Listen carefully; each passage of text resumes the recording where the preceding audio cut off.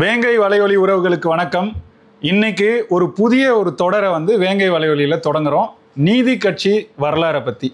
ஏன்னா நீதி கட்சி தான் இன்னைக்கு இருக்கிற இந்த புதிய அரசியல் காலம் இருக்குல்ல, அதோட தொடக்கமாக பார்க்குறோம். அந்த காலகட்டத்தில் இருந்தால் தேர்தல் முதல்ல இங்கே நடக்குது.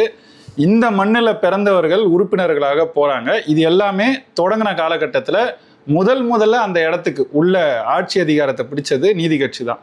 அதோட நீட்சியாக தான் இன்னைக்கு இருக்கிறோன்னு சொல்லி இந்த திராவிட கட்சிகள் சொல்லிக்கிறாங்க.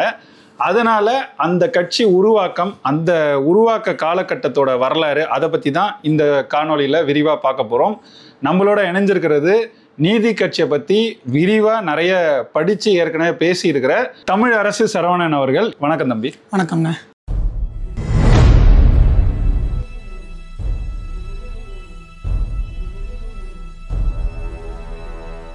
சரி, அதான் நீதி கட்சியை பற்றி ஏற்கனவே நீங்கள் முன்னாடி ஒரு முறை பேசியிருக்கீங்க. நம்ம இப்போ அதை முழுமையாக பேசணும் அப்படின்னு நினச்சி தான் இந்த தொடரை செய்யலான்னு நம்ம பேசினது. இப்போ நீதி கட்சியோட தொடக்க காலம் இருக்குல்ல, அதாவது நீதி கட்சின்னு அது உருவாகிறதுக்கு முன்னாடி ஒரு காலகட்டம், அப்போ நடந்த அரசியல், அதுதான் நீதி கட்சியோட தோற்றத்துக்கு வழிவகுக்குது.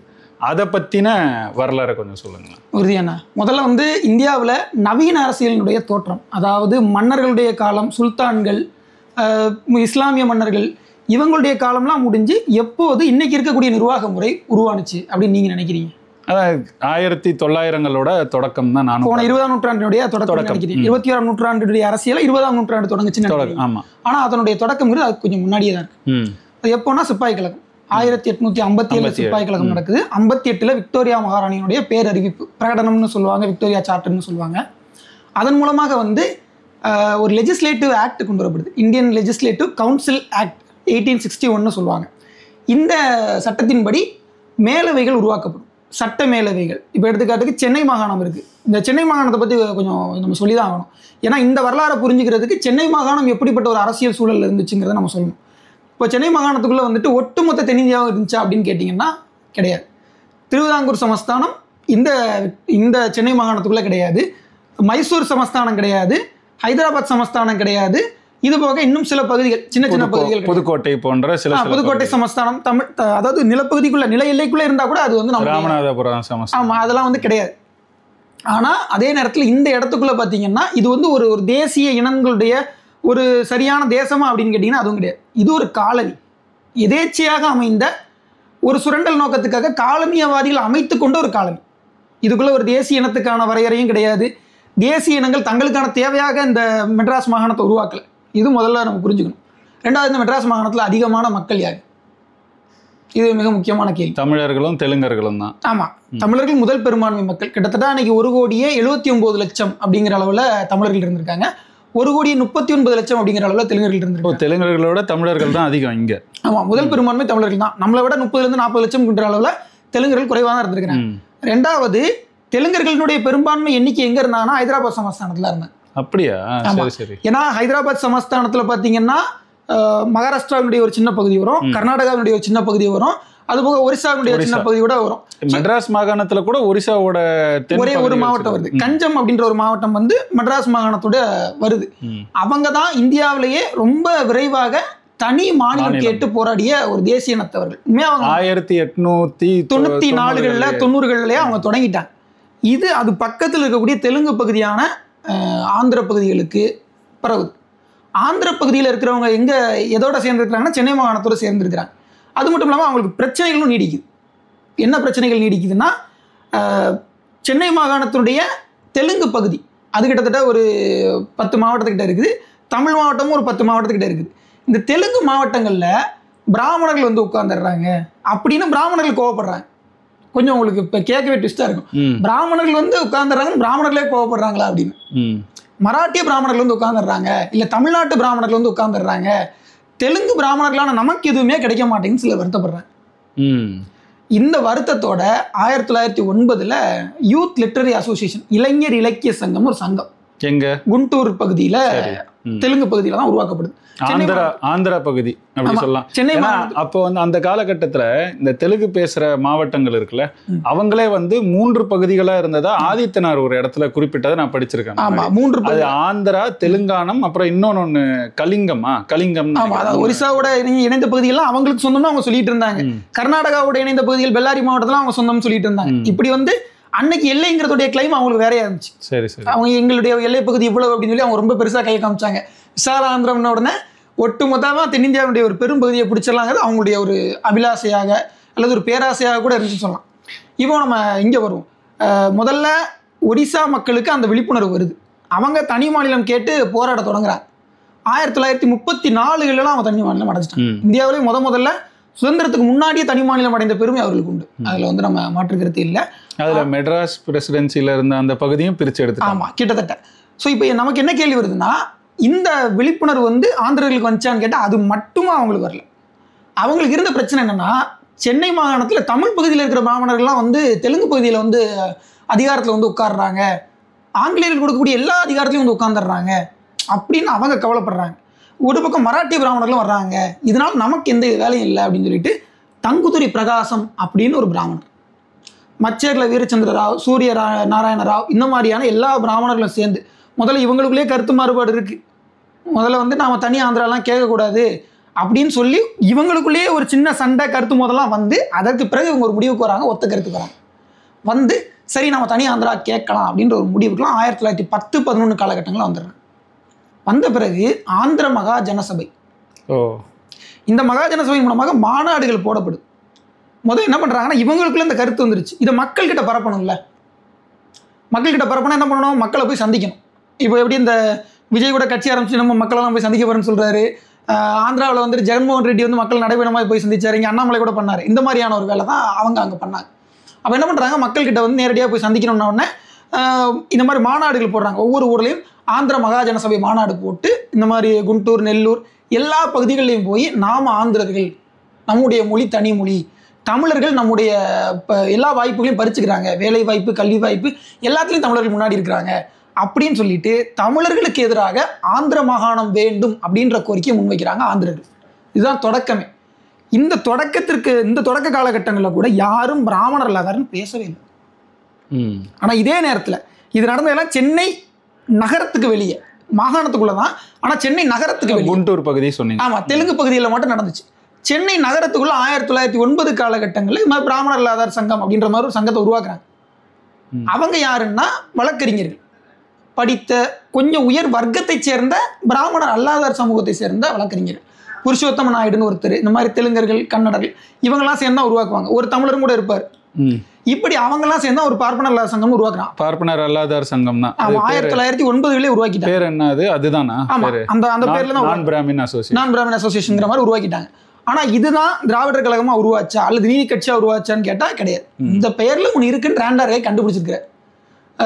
யார் கண்டுபிடிச்சது? ரேண்டர் கை. அதாவது மெட்ராஸினுடைய வரலாறு மிக விரிவாக எழுதின ஒரு மனிதர். அவருடைய பேர் ரங்கராஜன்ற மாதிரி வரும். அவர் கொஞ்சம் அந்த ஆங்கிலத்தில் படுத்தி ரேண்டர் கைன்னு மாற்றி வச்சுக்கிட்டார். இப்போ என்னன்னா, அவருடைய அந்த பேர் தான் வந்து அவர் தான் வந்து அதை கண்டுபிடிக்கிறார். சில இதழ்களில் வந்து இந்த மாதிரியான செய்திகள்லாம் வந்திருக்கு. அப்புறம் பிராமணர் இல்லாத சங்கம்னு ஒரு சங்கத்தை உருவாக்கியிருக்காங்க அப்படின்னு. ஆனால் இதற்கு முன்பே சென்னையில் இருந்த சங்கம் மகாஜனசபை எதுன்னா சென்னை மகாஜனசபை. சென்னை மகாஜனசபை வந்து சென்னை நகரத்துக்குள்ளே இருக்கக்கூடிய பெரிய பெரிய உயர் வர்க்கத்தினர் அவங்கெல்லாம் அந்த அமைப்புகளுக்குள்ளே இருப்பாங்க.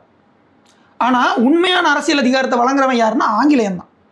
அப்போ ஆங்கிலேயன் வந்து மக்களுக்கு அதிகாரத்தை வழங்குறதுக்கு அவன் ஒரு அமைப்பு வச்சிருக்கிறான், அஃபிஷியலான ஒரு அமைப்பு. அது எது? சென்னை சட்ட மேலவை. நான் சொன்னேன் இல்லையா, மெட்ராஸ் லெஜிஸ்லேட்டிவ் அசம்பிளி. அந்த அசம்பிளி 1860 உருவாக்கிட்டான். ஆனால் அது வந்து நியமன பதவி தான். அவங்க வந்து நியமனம் செய்வாங்க. நியமன பதவி தான். அதுலேயும் பார்த்தீங்கன்னா அஃபிஷியல் மெம்பர்ஸ் 3 பேர், நான் அஃபிஷியல் மெம்பர்ஸ் 3 பேர். அந்த 6 பேரில் 5 பேர் வந்து ஆங்கிலேயர்கள். நான் அஃபிஷியல் மெம்பரில் ஒரே ஒரு மெம்பர் உங்களுக்கு கொடுப்பாங்க. இப்படி தான் அவங்க அதை தொடங்கினாங்க.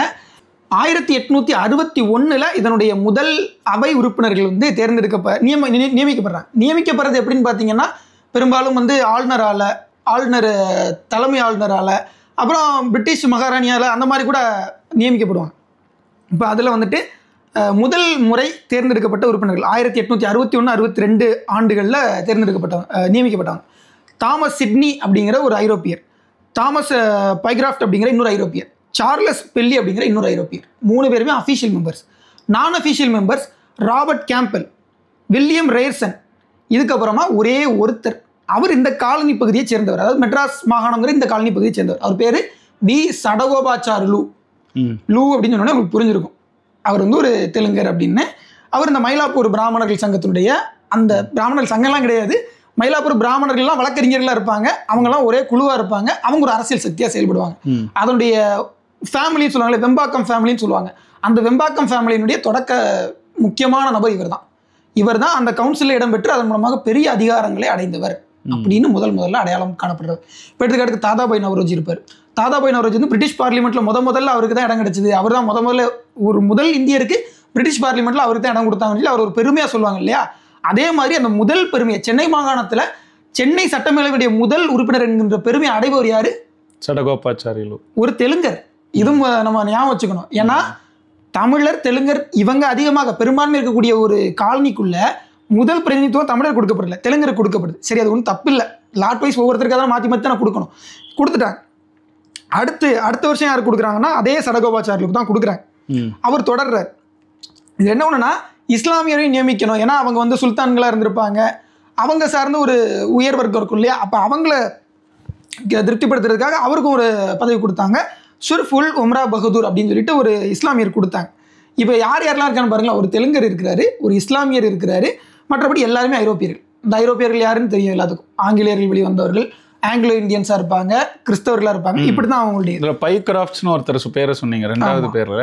இங்க சென்னையில இன்னைக்கும் பைக்ராஃப்ட்ஸ் ரோடுன்னு ஒன்று இருக்கு. ஆமா, இந்த எல்லா ஆங்கிலேயர்கள் பேர்லயும் ஏதோ ஒரு ரோடோ இல்லை ஏதோ ஒரு சிலையோ ஏதோ ஒன்று இருந்துகிட்டே தான் இருக்கும். இப்போ இதுல என்னன்னா கசலு லக்ஷ்மி நரச செட்டி அப்படின்னு சொல்லிட்டு ஒருத்தர், இவர் வந்து 1863 நியமிக்கப்படுறாரு. சடகோபாச்சாரிலும் இறந்துடுறாரு. இறந்ததுக்கு பிறகு 1863ஆம் ஆண்டுல நியமிக்கப்படுறவர். அதற்கு பிறகு நிறைய முறை நியமிக்கப்பட்டிருக்காரு, கிட்டத்தட்ட 8 முறை நினைக்கிறேன். இல்ல இவரு இதுக்கு பிறகு ஜிஎன் கஜபதி ராவ்னு ஒருத்தர், இவர் தான் வந்து நிறைய முறை நியமிக்கப்பட்டிருக்காரு, கிட்டத்தட்ட 8 முறை. ஜிஎன் கஜபதி ராவ் யாரு? தெலுங்கர். கசலு நரசிம்ம ரெட்டி யாரு? அவரு ஒரு லட்சுமி நரச செட்டியாரு, அவரு ஒரு தெலுங்கர். இப்படி ஒட்டுமொத்த தெலுங்கர்களுமே இந்த சென்னை சட்டமேலவையில பயங்கரமா ஆதிக்கம் செலுத்தியிருக்காங்க. ஆனா இவர்களுக்கு நிகராக ஓரளவு போட்டியிட முடிஞ்சது யாருன்னா தமிழ் பிராமணர்கள். தமிழ் பிராமணர்கள் ஒண்ணு, தமிழர்களை பிராமணர்கள் நான் சொன்னா அர்த்தம் கிடையாது, அவங்க தமிழ்நாட்டை சேர்ந்த பிராமணர்கள், அவ்வளவுதான். மற்றபடி அவர்கள் தமிழர்களா ஆரியர்களாலாம் நமக்கு தெரியல. ஏன்னா இப்ப நான் சொல்றேன், அந்த முதல்ல சொன்ன இல்லையா சடகோபாச்சார்லு, அவர் மயிலாப்பூர்ல இருந்தவர் தான் சொல்லப்படுறாரு, மயிலாப்பூர்ல தான் அவருடைய ஃபேமிலி இருக்கு, அவர் தமிழ்நாட்டை சேர்ந்த பிராமணர் தான் சொல்லப்படுறாரு. ஆனா அவர் பேர்லயே தெரிஞ்சிருச்சு அவர் தெலுங்கு பிராமணர்னு. இப்படி நிறைய பிராமணர்களும் தெலுங்கர்களும் தான் இந்த பதவியை பிடிச்சாங்க, உயர்மட்ட பதவி. அன்னைக்கு ஆளுநருக்கு அடுத்த இடத்துல இருக்கிற யாரு? இவங்க தான். கிட்டத்தட்ட 60 விழுக்காடுக்கு மேல இந்த தெலுங்கர்கள், இந்த பிராமணர்கள், இவங்க தான் 1912 வரைக்குமே பெரும்பான்மை பதவி அனுபவிச்சது. 1860 தொடங்கி 1912 வரைக்கும் கிட்டத்தட்ட ஒரு 40 வருடங்கள் 50 வருடங்களுக்கு மேல இவங்க தான் முழு ஆதிக்கத்தை செலுத்தினாங்க. 52 ஆண்டுகள். ஆமா, தமிழர்கள் இல்லவே இல்லையான்னு கேட்டா இருந்தாங்க, ஒருத்தர் 2 பேர், சிலர் இருந்தாங்க, சிலர் அபிஷியல் மெம்பர்ஸா கூட ஆனாங்க. ஆனா இவங்களோட அந்த என்ன சொல்றது லாபியோட போட்டி போடுற அளவுக்கு அவங்களால முடியல. இதுதான் யதார்த்தமான உண்மை. இப்ப என்னன்னா தெலுங்கர்களுடைய ஆதிக்கம் தான் அதிகமா இருக்கு. இந்த தெலுங்கர்களுடைய ஆதிக்கத்துல தமிழர்கள் எல்லா இடத்தையும் பறிச்சுக்கிறாங்க அப்படின்னு தங்குதுரி பிரகாசமும் சூரியநாராயண ராவ் இவங்கெல்லாம் வந்து சொல்றாங்க. எங்க குண்டூர்ல சொல்றாங்க. அதுக்கு காரணம் என்னன்னா அவங்களுக்கு அங்க இடம் கிடைக்கல. காங்கிரஸ் இருக்கு இல்லையா, காங்கிரஸ் தான் அன்னைக்கு பெரும்பான்மை பதவிகளை வந்து எல்லாருக்கும் வழங்கக்கூடிய ஒரு அமைப்பா இருந்துச்சு. இவங்க குண்டூர் தெலுங்கு பகுதியில் இருக்கக்கூடிய பல பதவிகளுக்கு போட்டிடுறாங்க. பதவிகளுக்கு போட்டிட்டு தோத்து போயிட்டாங்க. தோத்து போன இந்த பிராமணர்கள், தெலுங்கு பிராமணர்கள், ஆந்திர பிராமணர்கள், என் தங்குதுரி பிரகாசம் நான் முக்கியமாக சொல்றேன். ஏன்னா அவர் கிட்டத்தட்ட 40 ஆண்டுகள் இந்த தனி ஆந்திராவுக்காக போராடி ஆந்திராவினுடைய சீஃப் மினிஸ்டரா இருந்தார். அவர் ஆந்திர கேசரின்னு சொல்லுவாங்க. ஆந்திர கேசரின்னு அர்த்தம் சிங்கம்னு அர்த்தம்னா, அந்த அளவுக்கு அவர் புகழ்ச்சியா சொல்லுவாங்க. தற்காலிக ஆந்திரா வந்து அமைஞ்ச உடனே அவர் தான் முதலமைச்சராக நினைவு. அது மட்டும் கிடையாது, தங்குதுரி பிரகாசம்ன்ற பேர்ல ஆந்திராவில் ஒரு மாவட்டம் இருக்கு. அந்த மாவட்டம் தான் ஓங்கோல் இருக்கு. அந்த ஓங்கோல்ல தான் ஐயா கருணாநிதியுடைய சொந்த ஊர் இருக்கு. அதுக்கு மேல நான் சொல்ல தேவையில்லைன்னு நினைக்கிறேன். ஸோ இவ்வளவு இந்த ஒரு பயணம் புரியுதா உங்களுக்கு? அதாவது ஆந்திர பிராமணர்கள் மற்ற பிராமணர்களோடு போட்ட சண்டை, அதுதான் இதோட தொடக்கமா இருக்கு. ஆனா நீங்க சொல்லும் போதே சொன்னீங்க அதுவும் இங்க இருந்த இந்த நான் பிராமின் அசோசியேஷன் பார்ப்பனர் அல்லாதார் சங்கமும் வேற, அதோட நீட்சி இல்ல இந்த திராவிடர் கட்சியோ நீதி கட்சியோ அப்படின்னு சொன்னீங்க. அப்போ இதோட தொடக்கம் எங்க? அதுக்கும் இதுக்கும் என்ன வேறுபாடு? அது எந்த காலகட்டம்? ஆமா, இப்ப என்னன்னா நடேசனார் அவர்கள் நிறைய பேருக்கு தெரியாது, அதுதான் பிரச்சனையா இருக்கு. நடேசனார் அவர்கள் இவர் வந்து ஒரு மருத்துவர். முதல்ல இவர் ஒரு கழகத்தை தொடங்குறாரு, ஒரு அமைப்பை தொடங்குறாரு. இப்படி சென்னை மகாஜன சபை இருக்கும். சென்னை மகாஜன சபை வந்து 1880களில் தொடங்கப்பட்டுருச்சு. உண்மையாக சொன்னால் 860களில் அந்த மேலவை உருவாக்கப்பட்டுருச்சு. 1880களில் உள்ளாட்சி அமைப்புகள் மூலமாக இந்தியர்களை ஓரளவு அதிகாரம் கொடுக்கலாம் அப்படின்னு சொல்லிட்டு உள்ளாட்சி அமைப்புகள்லையுமே இந்தியர்களை சேர்க்க ஆரம்பிச்சிட்டாங்க ஆங்கிலேயர். ஒரு தெளிவுக்கு, உள்ளாட்சி அமைப்புனா மாநகராட்சி சபைன்னு ஒன்று இருக்கும். அதுல வந்து மேயர் மாதிரி ஒரு பதவியில இங்க இருக்கிறவரே இருப்பார், சரியா? இல்ல, மேயர்லாம் அவங்களா தான் இருப்பாங்க. இதுல யார் இருப்பாங்கன்னா மாமன்ற உறுப்பினர்களாக இவங்க இருப்பாங்க. சரி, அதுலதான் பிடி தியாகராயர்லாம் இருந்தாரு. அவங்க எல்லாருமே பெரும்பாலும் காங்கிரஸ்ல இருந்தவங்க தான். பிடி தியாகராயர் இருக்கட்டும், டிஎம் நாயரா இருக்கட்டும், இவங்க எல்லாருமே. நடேசனார் மட்டும்தான் அந்த எந்த காங்கிரஸ் மாதிரியான அமைப்புகளிலுமே இல்லை. இவர் வந்து ஒரு டிஎம் நாயரும் பிடி தியாகராயரும் இந்த அமைப்புக்குள்ள, அதாவது நம்ம இனிமேல் பேச போற அந்த அமைப்புக்குள்ள வரதுக்கு முன்னாடி காங்கிரஸ்ல இருந்து இந்த மாநகராட்சி உறுப்பினரெல்லாம் இருந்து. ஆமா, அதுலயுமே பாத்தீங்கன்னா பிடி தியாகராயரை அழைக்கும் போது வடுக உறுப்பினர் அப்படின்னு தான் மாமன்றத்தில் அழைப்பாங்க. தெலுங்கர், ஒரு வெளிப்படையான தெலுங்கர், ஒரு பதவி வெறியர். நிறைய பேர் சொல்லுவாங்க ஆங்கிலேயரை வியக்கும் வண்ணம் பதவியை துச்சமென தூக்கி எறிந்தவர் தியாகராயர் அப்படின்லாம் சொன்னவர் யாருன்னா விகடனுடைய முன்னாள் ஆசிரியர் திருமாவேலன் அவர்கள். இப்ப ஐயா ஸ்டாலினுக்கு அவர் தான் உரை எழுதி கொடுக்குறாருன்னு கூட சொன்னாங்க. அவர் வந்து பொய்களை ரொம்ப சரளமா பேசிடுவார் திருமாவேலன் அவர்கள். இந்த பிட்டி நல்லா தெரியும். அதான் பிட்டி தியாகராயர் தமிழர் ஒருத்தர் இந்த அமைச்சரவையில், நீதி கட்சியினுடைய முதல் அமைச்சரவையில் அமைச்சராகவே கூடாதுன்னு நினைச்சவர். அதுக்கு அதுக்கு முன்னாடி இந்த தொடக்கம் வந்து இவங்க ரெண்டு பேரும் காங்கிரஸ் பின்புலத்துல இருந்து வராங்க. ஆனா நடேசனார் மட்டும் எந்த பின்புலமும் இல்லாம ஒரு மருத்துவரா வேலை செஞ்சுட்டு இதுக்கு வராரு. ஆமா, மருத்துவராக உடற்கூறியல் படித்து உடற்கூறியல் விரிவுரையாளராக இருந்து அடுத்து மருத்துவம் படித்து முடித்து மருத்துவராக பணி செய்து மக்களுக்கான ஒரு அமைப்பை உருவாக்குறாரு. சென்னை ஐக்கிய கழகம்னு ஒன்று, மெட்ராஸ் யுனைடெட் லீக் அப்படின்னு ஆங்கிலத்தில் வரும், சென்னை ஐக்கிய கழகம்னு தமிழ்ல சொல்றாங்க. இப்படிதான் முதல்ல உருவாக்கப்பட்டது. அதற்கு பிறகு மெட்ராஸ் உருவாக்குனது யாரு? இவர் நடேசனார் அவர்கள். நடேச முதலியார், முழுசா பேரை சொல்லிடுவோம், என்ன இதுல கெட்டு போச்சு, தமிழர். ஆனா ஒரு கொடுமை என்னன்னா ஒரு தாய்மொழியால தமிழர், தாய்மொழியால டிஎம் நாயர் வந்து ஒரு மலையாளி, தாய்மொழியால பிட்டி தியாகராயர் வந்து ஒரு தேவங்கர், தெலுங்கர் எல்லாமே சொல்லிடுவோம். ஏன்னா இதுலயும் சொல்லிடுறேன், இத வந்து இந்த சாதி பேர்கள் அவங்க பேர் பின்னாடி இருந்துச்சு, நாயரும் இருந்துச்சு, முதலியார் இருந்துச்சு, உள்ளபடி சொல்லுவோம். ஆனா இதுலதான் நம்ம ஒரு தெளிவு கொடுக்க வேண்டியிருக்கு. குடிப்பெயரை வச்சு ஒருத்தர் தமிழரான்னு சொல்லலாம்னா இந்த இடத்துல தோத்து போயிருவீங்க. செட்டியார்ன்ற பேர் வச்சவரு தமிழர் இல்ல. இப்ப தம்பி சொன்னதுல 2 செட்டியார் வந்தாங்க. அந்த 2 செட்டியாருமே தெலுங்கு செட்டியார் தான். இன்னைக்கும் நீங்க தமிழ்நாட்டுல ஒரு மிக புகழ்பெற்ற ஒரு பட்டு நிறுவனம், பட்டு சேலை நிறுவனம் இருக்கு. அது வந்து நீங்க பேரை வச்சு அவங்க தமிழ்னு நினைச்சு போனீங்கன்னா அது தமிழ் இல்லை. அதனால இந்த குடிப்பெயர் மட்டும் ஒருத்தரோட இனத்தை கண்டுபிடிக்க உதவும் அப்படின்னு நினைக்கிற அந்த நினைப்பே வந்து பிழையா போயிருங்கிறது. ஆமாண்ணா.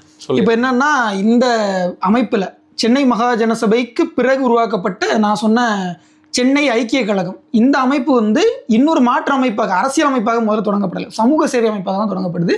முதல்ல அவர் திராவிடர் இல்லம்லாம் ஒன்று தொடங்கினதா சொல்றாங்க. மெட்ராஸ் டிராவிடியன் அசோசியேஷன் 1913 அதனுடைய பேர் மாற்றப்பட்டுருச்சு. 12 தானே அது தொடங்கப்படுது. ஐயா கீவரமணி எழுதுறாரு, அது 14 தொடங்கப்பட்டதா எழுதுறாரு. அவர் என்ன சான்றுகள் அடிப்படையில சொல்றாரோ தெரியல. 13லயே டிராவிடியன் அசோசியேஷன் தொடங்கப்பட்டுருச்சு. தொடங்கப்பட்டதற்கு பிறகு அது அந்த பேர்ல தான் பயணிக்குது. ஆனா அப்பெல்லாம் பிடி தியாகராயர் எங்க இருந்தாரு?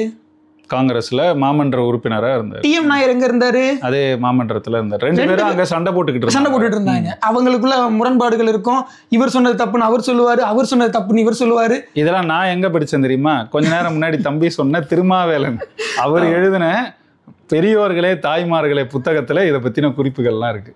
என்னன்னா இவர் வந்து காளிகாம்பாள் கோயிலுக்கு 10,000 ரூபாய் நன்கொடை கொடுத்திருக்கிறார் பிட்டி தியாகராயர் அவர்கள். அவரு நன்கொடை கொடுத்ததுனாலும் கூட அவரை வந்து முன்னாடி வச்சு மரியாதை செய்யாம பிராமணர்களுக்கு மரியாதை கொடுத்துட்டாங்க. அவங்கள மேடையில் கூப்பிட்டு உட்கார வச்சுட்டாங்க. நன்கொடை கொடுத்து என்ன மதிக்காம பிராமணர்களை மதிக்கிறாங்கன்னா அதுக்கு காரணம் சாதிதானே அப்படின்னு ஒரு வருத்தத்தில் இருந்தாராம்.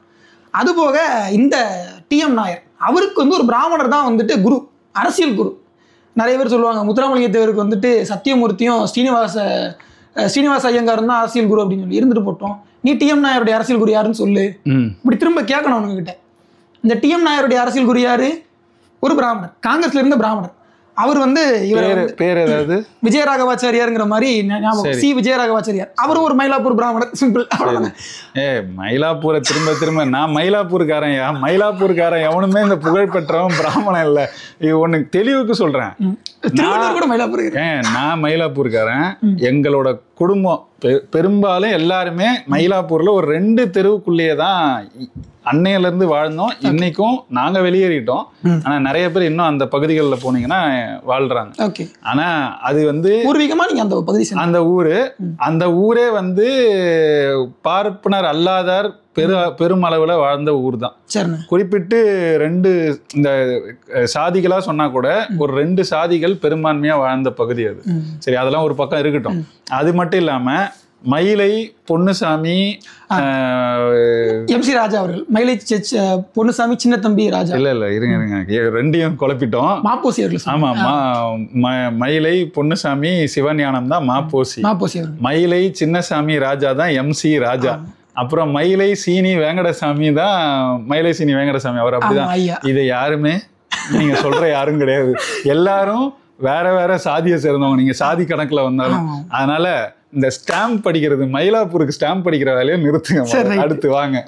இப்ப என்னன்னா, இந்த பகுதிகளில் சி விஜயராகவாச்சாரியார் தான் இவரை மேலவை உறுப்பினராக தேர்ந்தெடுப்பதாக வாக்கு கொடுத்து, அப்புறமாக தேர்தல் நடக்கும்போது இவர் ஏமாத்திட்டார். இவர்னா டிஎம் நாயர் அவர்கள், மாதவன் நாயரை ஏமாத்தினதுக்கு அப்புறமா மாதவன் நாயர் ரொம்ப மனசு உடஞ்சிட்டார். அப்புறமா உடனே எல்லாம் இவர் போகல, சில தேர்தல்கள். இது வந்து 2 பேருமே, டிஎம் நாயர் வந்து அவரோட குரு கிட்ட இருந்த ஒரு ஏமாற்றத்தின் காரணமா கொஞ்சம் புழுமிக்கிட்டு இருக்கிறாரு. அதே போல தியாகராய செட்டியார் வந்து அவருக்கு நடந்த ஒரு தனிப்பட்ட இது காளிகாம்பாள். சரி, அது கூட நான் சுயமரியாதை சார்ந்தது புரிஞ்சுக்கோமே. அதை தாண்டி அவரும் தேர்தல்கள்ல பிராமணர்கள்ட்ட தோக்குறாரு. தனிப்பட்ட விஷயத்துல கூட தன்மானத்தை அவர் பெரிதா எடுத்துக்கிட்டாரு, நம்ம புரிஞ்சுக்குவோம். அதுல ஒன்றும் தப்பு இல்லை தானே. ஆனால் அவர் தேர்தலில் பிராமணர்கள்ட்ட தோத்து போனதுக்கு பிறகுதான் அந்த மானம்லாம் வந்துச்சு அவருக்கு. எந்த தேர்தல் எப்போ? மத்திய சட்டசபைன்னு சொல்லிட்டு இம்பீரியல் லெஜிஸ்லேட்டிவ் அசம்பிளின்னு டெல்லியில ஒன்று இருக்கும். அந்த இதுக்குமே சில தேர்தல் நடக்குது. அதுலயும் சென்னை மாகாண சட்ட மேலவையினுடைய தேர்தல்களையுமே தோத்து போற. இப்படி 2 தேர்தல்களையுமே தோத்து போனதற்கு பிறகுதான் இந்த டிஎம் நாயரும் இவரும் கொஞ்சம் யோசிக்க ஆரம்பிக்கிறாங்க. அப்பவும் கூட இவங்க 2 பேரும் உடனேலாம் சேர்ந்துடல. இப்ப நடேசனாருடைய அந்த கழகத்துலதான் ஒரு பேச்சுவார்த்தை நடைபெறுது. அதுலதான் இவங்க 2 பேரும் சேர்ந்து இவங்க ஒரு நீதி கட்சின்னு ஒன்று தொடங்கலாம், ஜமீன்தார்களுடைய கூட்டங்களை போட்டு அன்னைக்கு இருந்த சமூகத்துடைய செல்வாக்கு மிக்க, வரிகள் கட்டக்கூடிய, அந்த நேரத்தில் அதிகாரத்தை முடிவு செய்யக்கூடிய உயர் வர்க்கத்தினர், உயர் சாதியினர் சேர்ந்து போட்ட ஒரு கூட்டம் அது. அப்படிதான் முதல்ல தென்னிந்திய நல உரிமை சங்கம் அப்படின்னு ஒன்று 1916 தொடங்கப்படுது. இது 1909 தொடங்கினதனுடைய தொடர்ச்சியா கிடையாது. ஆனா 12 நடேசனார் உருவாக்குனதோட தொடர்ச்சி தான் இது. ஆமா, ஆனால் நடேசனாரே கடைசியில தென்னிந்திய நல உரிமை சங்கம்ன்றது தான் 1916 உருவாக்கப்பட்டது. அதோடைய நூற்றாண்டை தான் 2016 திராவிட இயக்கங்கள் அவங்களோட நூற்றாண்டுன்னு கொண்டாடினாங்க. 2012 அவங்க விழா நடத்தினாங்க, சும்மா அதை ஒரு ஃபங்க்ஷன் நடத்தினாங்க. சரி, நடத்திட்டு போங்க. நடேசனாருக்கு நீங்க என்ன பண்ணீங்கன்றதெல்லாம் பேசணும்னா தெரிஞ்சிட போகுது. இப்ப என்னன்னா, நடேசனார் அவர்கள் வந்து இந்த இதை தொடங்கி இருக்கிறார். ஆனா அவர் நீதி கட்சி தலைவர் ஆனாரான்னு கேட்டா கிடையாது. பிடி தியாகராயர் இருந்தார். பிடி தியாகராயர் சாகர வரைக்கும் அவர் தான் தலைவர். பனகல் ராஜா சாகர 1925 பிறகு 25-26 காலகட்டங்கள் இறந்து போனார். அதுக்கு பிறகு இவங்க தொடங்கி ஆட்சி அமைக்கிறதுக்கு முன்னாடியே 1919 டிஎம் நாயர் இறந்துட்டாரு. ஆமா, 19 இறந்துட்டாரு. ஆட்சி அமைக்கிறது தான் சொல்ல முடியாது, டயாட்சி, அதாவது இரட்டை ஆட்சி முறையை அவங்க அப்பதான் கொண்டு வந்தாங்க. சரி, இப்போ இவங்க 2 பேருமே ஒரு தேர்தலில் தோத்துருந்தாங்க. அதே மாதிரி அவங்களுக்கு சில பொறுமல்கள் இருந்துச்சு உள்ளுக்குள்ள. இந்த பார்ப்பனர்கள்கிட்ட தோத்ததா அந்த ஒரு அரசியல் பகைமே இருந்துச்சு. அதன் பின்புலத்துல நடேசனார் இந்த மாதிரி ஒரு இயக்கத்தை தொடங்குறாரு. அவரோட அந்த இயக்கத்துல சேர்ந்துடுறாங்க. சரி, ஆமா. இப்ப என்னன்னா, சென்னை மகாஜன சபைக்கு போட்டியாக, காங்கிரஸுக்கு போட்டியாக நாம ஒரு அமைப்பை உருவாக்கி இருக்கிறோம். இதன் வழி நாம அதை அதிகாரத்தை அடையணும். ஆங்கிலேயர்கள் இனிமேல காங்கிரஸுக்கு பதிலாக சென்னை மகாஜன சபை போன்ற அமைப்புகளுக்கு பதிலாக நம்ம கிட்ட பேச்சுவார்த்தை நடத்தணுங்கிற ஒரு இடத்துக்கு வர்றாங்க. சென்னை மகாஜன சபை 1880 தொடங்கப்பட்டுருச்சு. காங்கிரஸும் அதே காலகட்டங்களில் தொடங்கப்பட்டுருச்சு. இப்போ அவங்கள மாதிரி செயலாற்றி ஆங்கிலேயர்களை நம்ம பக்கம் திருப்பணுங்கிறதா இவங்களுடைய வேலை. இதுல முதல்ல சென்னை மகாஜன சபை மூலமாக பெரும் ஆதாயம் அடைந்தது யாரு? காங்கிரஸ் மூலமாக பெரும் ஆதாயம் அடைந்தது யாருன்னு கேட்டீங்கன்னா பிராமணர்கள். இப்போ பிராமணர்களுக்கு அடுத்த நிலையில சமூகத்தில் இருந்தவங்க யாருன்னா பிராமணர் அல்லாத உயர் சாதி இந்துக்கள். இவங்க தான் இந்த நீதி கட்சியுடைய கூட்டத்தில் இருக்காங்க. இவங்க யாரு? பரம்பரை ஜமீன்தார்கள், பரம்பரை பண்ணையார்கள், மன்னர் வாரிசுகளாக கூட இருந்திருப்பாங்க. இப்படிப்பட்ட உயர் வர்க்கத்தினர் தான் இவங்களை. இந்த இன்னும் ரொம்ப எளிமையா சொல்லணும்னா, இடஒதுக்கீடு பட்டியல் நீங்க எடுத்தீங்கன்னா அதுல அன்ரிசர்வ்டு கம்யூனிட்டிஸ் இருக்கும் இல்லையா, இடஒதுக்கீடு அல்லாத, இடஒதுக்கீடு கிடையாதுங்கிற சமூகங்கள், அந்த இடஒதுக்கீடு இல்லாத சமூகங்கள்ல பிராமணர்களை தவிர்த்துட்டு மற்ற சமூகங்கள் நிறைய இருக்கும். அந்த சமூகங்கள் எல்லாமே இவங்க தான், இந்த ஜமீன்தார்கள், தொடக்க கூட்டம் போட்டவங்க இவங்க தான். இப்போ இந்த சமூகத்துல உள்ளவங்க எல்லாம் சேர்ந்து தான் இந்த முயற்சி எடுக்கிறாங்க, காங்கிரஸ் வந்து நம்ம பக்கம் திருப்பணும்னு. அதுக்காகத்தான் இவங்க பிராமணர் அல்லாதார்னு போறாங்க. ஏன்னா இவங்களுக்கு பிரச்சனை பிராமணர்கள். அப்ப நம்ம எதை வச்சு கேட்கறது, நமக்கு பொதுவா அந்த அதிகாரம் வேணும் அப்படின்னு உடனே அல்லாதார்ன்ற இடத்துக்கு வர்றாங்க. மற்றபடி வந்து மக்களுக்கு கொடுக்கணும்னா இவங்க கேட்கல, மக்களுக்கு கொடுக்கணும்னு இவங்க நேர்த்திக்கடன் கிடையாது. பிராமணர் அல்லாதார் எங்களுக்கு கொடுங்க, நீங்க முஸ்லீம்களுக்கு கொடுத்துருக்கீங்கல்ல. ஏன்னா இது வந்து முஸ்லீம்களுடைய அதிகாரத்தை பார்த்துட்டு தான் இவங்க அதை காப்பி பண்றாங்க. 1909 மிண்டோ மார்லி சீர்திருத்தம் வருது. மிண்டோ மார்லி சீர்திருத்தத்தை பார்த்த பிறகு அதுல 4ல் ஒருவர் வந்து இஸ்லாமியர் கொடுக்கலாம் அப்படின்ற மாதிரியான ஒரு வாய்ப்பு இஸ்லாமியர் கொடுக்கலான்ற மாதிரியான ஒரு சட்டம் வருது. அப்ப அதை மாதிரியானதை நம்ம கேட்கலாமே. அப்படித்தான் இவங்க பிராமணர் அல்லாதாருக்கு வேணும்னு சொல்லிட்டு, பிராமணர்கள் உயர்தட்டு மக்களா இருக்காங்க, எங்களுக்கும் கொடுங்கன்னு இவங்க கேட்கறாங்க. நியாயமானது. ஆனால் இதற்கு முன்பு இடஒதுக்கீடு சார்ந்த கோரிக்கைகளை இவர்கள் எல்லாம் எப்படி அணுகுனாங்க? நான் சொல்ற பிராமணர் அல்லாத சங்க தலைவர்கள் TM நாயர், பிட்டி தியாகராயர், இவங்கெல்லாம் எப்படி அணுகுனாங்க? TM Nair 1912 Royal public service commission ஒன்று, அலெக்சாண்டர் கார்டியோ, அந்த கமிஷன்ல வந்துட்டு இவர் வாக்குமூலம் கொடுக்குறாரு. பிராமணர்கள்லாம் அப்படிலாம் ஒன்று யாருடைய இடத்தையும் பிடுங்குறதுலாம் இல்லைங்க, யாருடைய வேலை வாய்ப்பையும் தட்டி பதிக்கிறதுலாம். அவங்க நல்லவங்க தான். யார் கொடுத்தா? TM நாயர் 1912 காங்கிரஸ் தான் இந்த திராவிட கட்சிகளின் இயக்கங்களின் முன்னோடி பிதாமகர்னு சொல்லுவாங்க. அவர் தான் பயங்கர புரட்சிகரமான, 3 பேரும் சேர்ந்து தொடங்கியிருந்தாலும் அவர் தான் உண்மையிலேயே பயங்கர புரட்சிகரமான சிந்தனைகளை முன் வச்சாரும்பாங்க. அதான் அவர் திராவிட லெனின்னு சொல்லுவாங்க. ஐரோப்பாவில் இந்த ஜஸ்டிஸ் கட்சியை காப்பி பண்ணி இவர் இங்கே ஜஸ்டிஸ் கட்சின்னு உருவாக்குனாருன்னு சொல்லுவாங்க. எல்லாம் உண்மைதான். ஆனால் அவருடைய தமிழ் வெறுப்பு அதை முதல்ல பேசிடுவோம். இவர் வந்து எடின்பர்க்ல அங்கே போய் படிக்கிறார். எடின்பர்க்ல போய் படிக்கிறவர், ஐரோப்பாவில் போய் படிக்கிறவர். அங்கே இவருடைய ஊர் இதழ், ஒரு இதழ் பேர் மறந்து போச்சு, ஒரு மலையாள நாளேடு, அது வந்து வரலையா. அதுல ஒரு கதை வருதான். அந்த கதையை பார்த்துட்டு அந்த கதையை படிச்சுக்கிட்டே இருப்பாரா. அந்த கதை திடீர்னு நின்று போன உடனே அது ஒரு பெண் பேர் வரும். அவளை பார்க்க நான் காத்து கொண்டிருக்கிறேன் அப்படின்ற மாதிரி ஒரு கடிதம். ஒரு நாள் மாதவனும் அவளும் சந்திப்பார்கள். அந்த கதையில் அந்த மாதிரி மாதவன் அப்படின்னு ஒரு கேரக்டர் வருது. அந்த மாதிரி இந்த மாதவனும் அந்த இதழும் சந்திக்கும் அப்படின்ற மாதிரி ஒன்று எழுதினார். இதை அவர் மொழி மேலே எவ்வளோ பட்டிருக்காரு. எடின்பர்க்ல போய் தன்னுடைய மலையாள நாளேடு வாங்கி படிக்கிறார். நல்ல விஷயம், பாராட்டத்தக்கது, யாருக்கும் அதில் எந்த குறையும் இல்லை. அவரு சென்னை சட்டமேலவையில் பேசுறாரு. பேசும்போது சேலம் நரசிம்ம ஐயர்னு ஒருத்தர் இருந்துச்சு பேசுறாரு. பேசும்போது தமிழில் பேசலாமா அப்படின்னு கேட்கிறாரு. யாரு? மாதவன் நாயர் கேட்கல, சேலம் நரசிம்ம ஐயர் கேட்கிறாரு, மேலவையில் தமிழில் பேசலாமா அப்படின்னு. உடனே அவை விதிகளை பார்த்து தான் சொல்ல முடியும் அப்படின்னு சொல்லிட்டு அந்த அவையினுடைய செயலாளர் ஒருத்தர் இருப்பார்ல, அவர் அவை விதிகளை தேடிட்டு இருக்கிறார். இவர் உடனே எந்திச்சு என்ன சொல்லணும், இது எந்திச்சு பேசுறாரு, என்ன பேசியிருக்கணும், என்ன பேசியிருப்பாருன்னு நினைக்கிறீங்க? பேசலான்னு சொல்லியிருக்கணும் உண்மையா பார்த்தா. ஏன்னா உரிமைக்கான அரசியலை பேசினதா சொல்றாங்க, அப்படின்னா மொழி உரிமைக்காக சொல்லியிருக்கலாம் இல்லையா? அவர் எந்த மாதிரி சொல்றாரு, நண்பர் வந்து பேசிக்கிட்டே இருக்கட்டும், அவை செயலர் குறிப்புகளை தேடிக்கிட்டே இருக்கட்டும், நம்ம கொஞ்ச நேரம் அவையை ஒத்தி வச்சுட்டு பிரேக் போயிட்டு வருவோம் அப்படின்னு சொல்லி பேசுறாரு. இப்போ வேற ஒன்றும் கிடையாது. அண்ணன் சீமான் அவர்கள் வந்து ஏதாவது ஒரு கண்டன பேச்சு பேசினாருன்னா அவர் ஆபாசமா பேசினார், சர்ச்சையா பேசினார், சித்திரிப்பாங்க. ஆனா இங்க சிவாஜி கிருஷ்ணமூர்த்தி பேசினா நகைச்சுவை பேச்சு அப்படிதானே போடுவாங்க. சில தலைவர்கள் பேசும்போது திமுகவை சேர்ந்தவர்கள்லாம் பேசினா இவங்க என்னன்னு போடுவாங்க. இன்னைக்கு ஊடகங்கள் எப்படி எழுதுது, ஒரு நரேஷன் வைக்கிறாங்க இல்லையா? இந்த நரேஷன் இன்னைக்கு கிடையாது, 100 வருஷத்துக்கு முன்னாடியே இந்த ஃப்ராடுத்தனத்தெல்லாம் ஆரம்பிச்சிட்டாங்க. இதை எப்படி தெரியுமா திராவிடர் கழகம் தங்களுடைய குறிப்புகள் எழுதுறாங்க? நகைச்சுவையாக பதிலளித்தார் TM நாயர். இது நகைச்சுவையா? ஒரு பார்ப்பனர் ஒருவேளை இந்த மாதிரி சொல்லி இருந்தா நீ என்ன பண்ணிருப்ப? ஒரு சங்கி பார்ப்பனர்களுக்கு தமிழ்னாலே வெறுப்பு, அவர்கள் ஆரியர்கள், அவர்கள் கைப்பொற்பொன் களவாய் வழியாக வந்தவர்கள், காலவாய் வழியாக வந்தவர்கள், இப்படிலாம் பேசுவாங்களா மாட்டாங்க. ஒரு பார்ப்பனருக்கு நீ சொல்ற மாதிரி தமிழ் பற்று வர்றதே அதிசயம்னு வச்சுப்போம். அந்த அதிசயத்துல அதிசயமாக அவர் கேட்கிறாரு. சரி பேசுங்க, உங்களுடைய தாய்மொழியில நீங்க பேசுங்க, அதில் ஒன்றும் பிரச்சனை இல்லைன்னு தானே சொல்லணும். இல்லை எங்களுக்கு புரியாதுன்னு சொல்லி கூட நீங்க எதிர்ப்பு தெரிவிச்சிடலாம், தப்பு கிடையாது. என்ன பேச்சு இது? இதை வந்து ஒரு நகைச்சுவைன்னு சொல்லி இதை மக்கள் கிட்ட வந்து திராவிடர் கழகம் கொண்டு வந்து சேர்க்குதுன்னு என்ன அர்த்தம்? இன்னைக்கும் சேர்த்துக்கிட்டு இருக்காங்க. அவங்களுடைய நூல் எழுதுறாங்க, திராவிட லெனின்ங்கிற நூல் எழுதுறாங்க. இப்போ என்ன திமிர் இருந்தா இந்த மாதிரி ஒரு புத்தகத்தை போட்டு நீ வித்துட்டு பண்ணணும்? இந்த கேள்வி வரும்ல. இது ஒண்ணு. பிட்டி தியாகராயர் கிட்ட வருவோமே. பிட்டி தியாகராயர் வந்து கிட்டத்தட்ட 30-40 ஆண்டுகளுக்கு மேல சென்னை மாநகராட்சியுடைய மாமன்ற உறுப்பினராக இருந்தவர். இவர் நல்ல தலைவர்னு சொல்லுவாங்க. நீதி கட்சி ஆட்சியை பிடிக்குது. பிடிச்ச உடனே முதலமைச்சர் கடலூர் சுப்பராயல் ரெட்டியார். அதுக்கப்புறம் பனகல் ராஜா, பனகண்டி ராமராய நிங்கர்னு சொல்லுவாங்க, பனகல் ஜமீன்தார் அரசர் அப்படின்ற மாதிரி பனகல் அரசர்.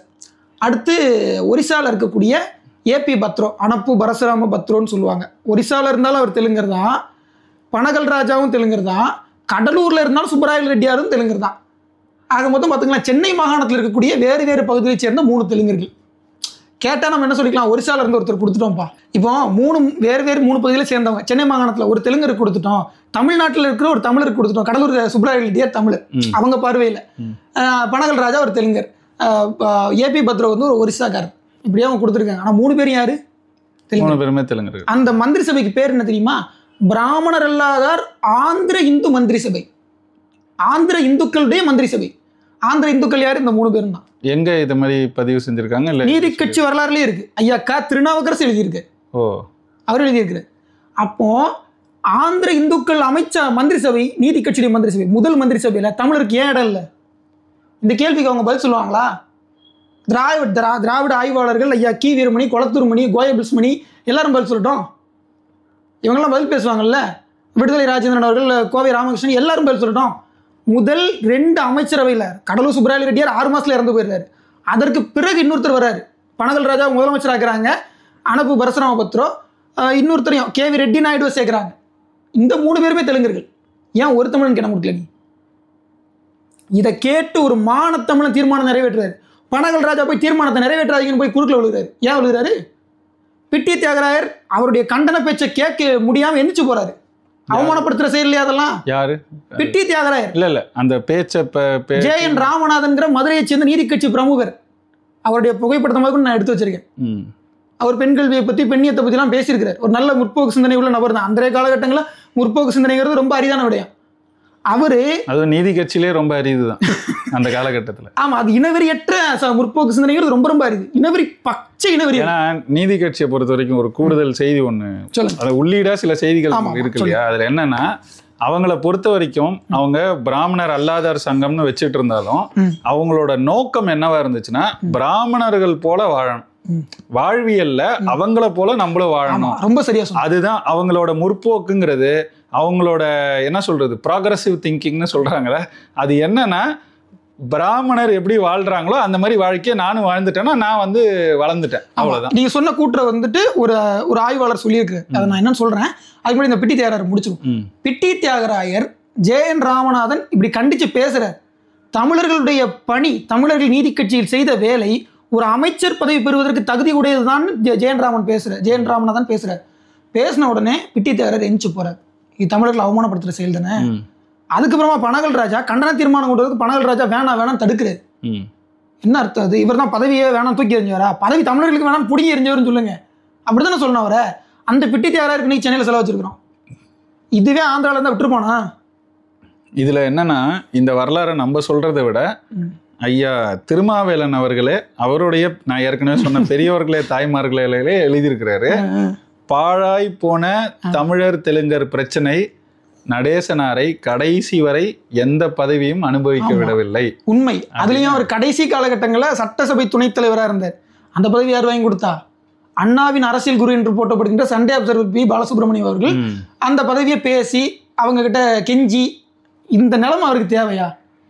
நடேசனார் கெஞ்சி தான் பதவி வாங்கணும். நீதி கட்சியை தொடங்கினவர் அவர் தான். அதுல கூடுதலா இதே பெரியவர்களை தாய்மார்களே இருக்கு.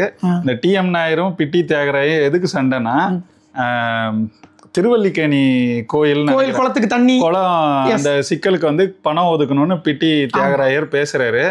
இதுக்கெல்லாம் காசு செலவு பண்ணக்கூடாதுன்னு டி.எம். நாயர் பேசுறாரு. இதுல 2 பேருக்கு சண்டை. டி.எம். நாயரை அடிக்கிற வரைக்கும் போறாங்கன்னு நினைக்கிறேன்.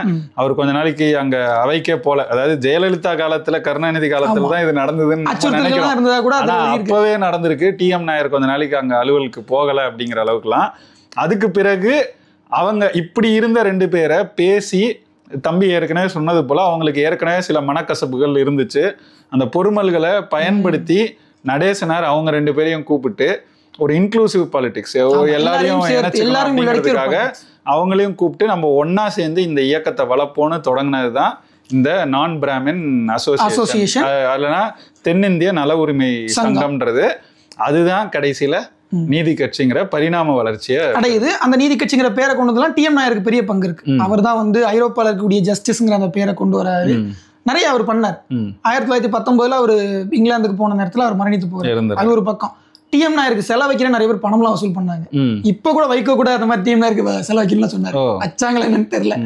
சரி, அதை விட்டுருவோம். நம்ம திரும்ப வருவோமே 1916க்கு முன்னாடி என்ன நடந்துச்சு அப்படிங்கிறப்போ, இந்த 16க்கு முன்னாடி பனகல் ராஜா, பொப்பிலி ராஜா, நீதி கட்சியினுடைய எல்லா தலைவர்களும் எங்க இருந்தாங்க அப்படின்னா கட்சி வைஸ் அவங்க காங்கிரஸ்ல இருந்திருக்கலாம்.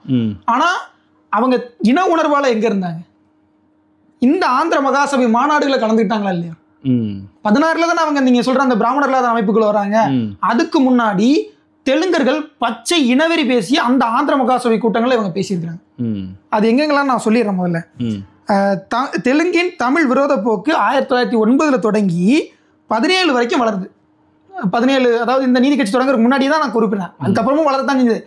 பனகல் ராஜா வந்து சென்னையில பாதியை பிச்சு ஆந்திரா கொடுத்துடலாம் கூட பேசினாரு.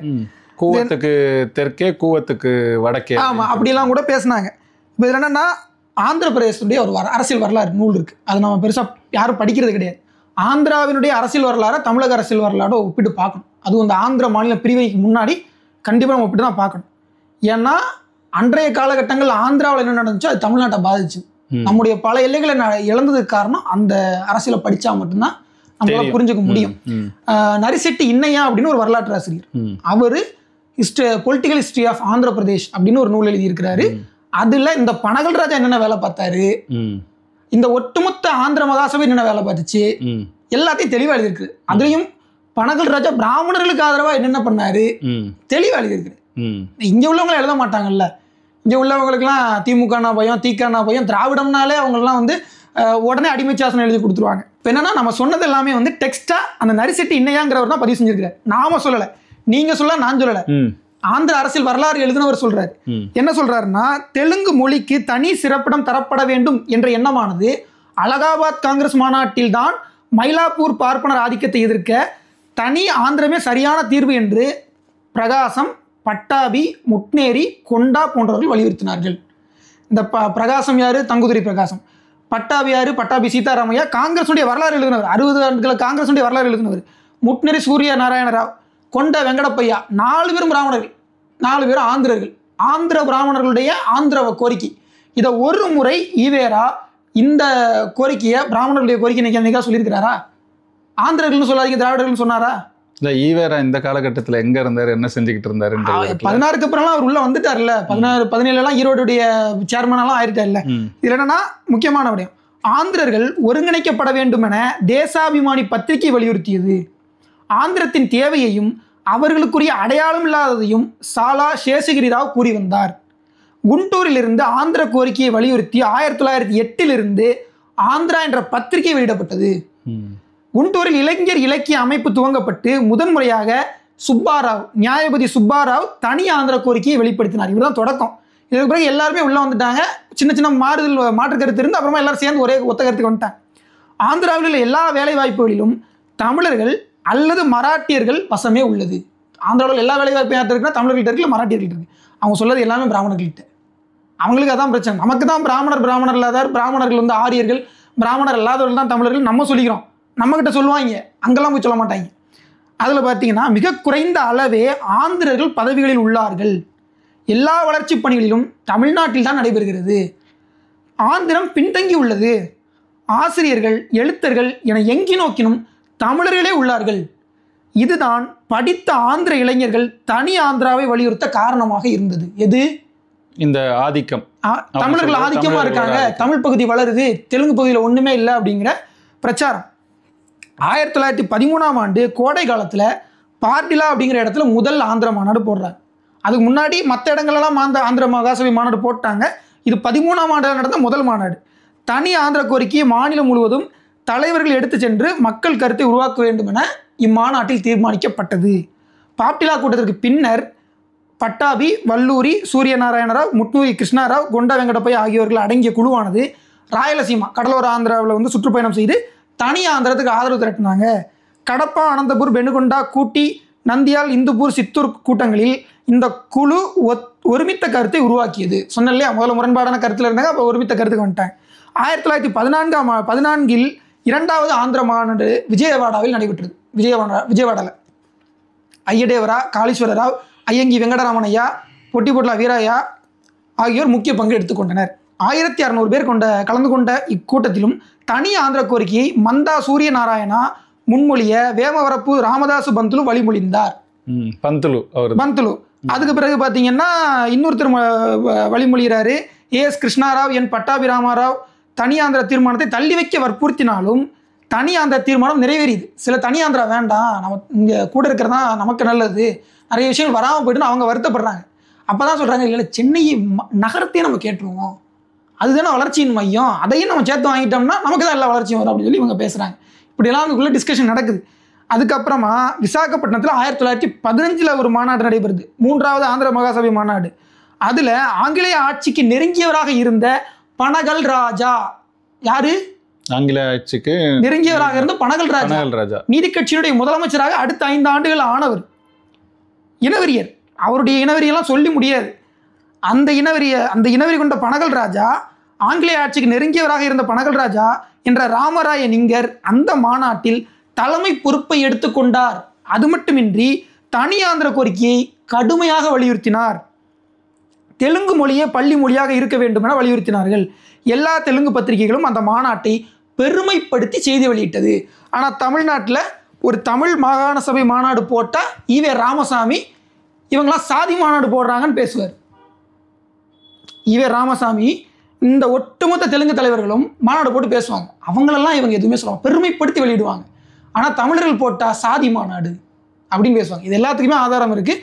வருங்காலங்களில் நம்ம ரொம்ப விரிவாக யார் யார் சொன்னாங்க, எந்தெந்த நூல்கள் இருக்குது, ஒட்டு மொத்தமாக விரிவாக தெளிவாக பார்க்க போகிறோம். ஆரிய திராவிட குப்பைகளை அள்ளி குப்பையை தூக்கி எறிய மாதிரி போகிறோம். இப்போ வரைக்கும் மிக தெளிவாக விரிவாக இந்த பகுதியில் என்ன பார்த்துருக்கோம்னா, இந்த நீதி கட்சி தோன்றுவதற்கான காரணிகள் என்ன, அதை தோற்றுவித்தவர்கள் யார், சுருக்கமாக சொல்லிடுறேன்.